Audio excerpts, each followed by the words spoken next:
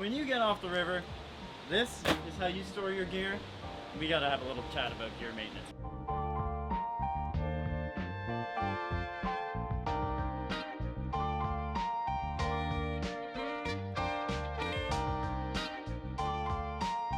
Hey, I'm Alex, and I'm here to talk to you about how to take care of your dry gear properly.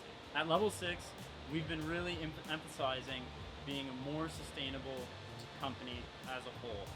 That includes using recycled materials, more sustainable packaging, more sustainable shipping options, and we're really trying to drive and do our best to be a better company. But part of that is us educating you on how to take care of your gear so that it lasts as long as possible and stays out of landfill.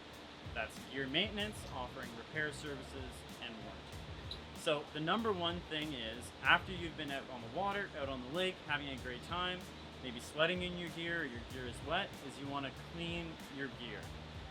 In most cases, that is just rinsing it off with fresh water. So when you get home, dunk it in a tub or a Rubbermaid with some clean, fresh water, and rinse the sweat and the dirt and the grime off.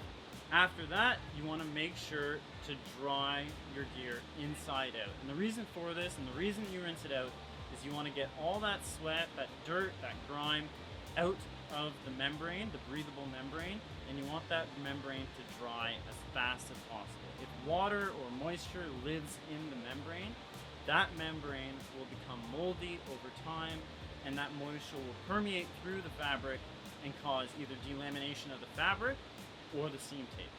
Both will cause it to start to leak, and both will cause much bigger long-term issues for the garment, if not repaired. Another thing to watch out for is chemicals, like sunscreen, bug repellent, any type of solvent you want to keep away from that fabric, or the gaskets of the dry gear as well. If you've done that and you notice any delamination, by all means contact us at warranty@level6.com. We'll do our best to take care of you and get you into a piece of gear that works, or repair the issue on us.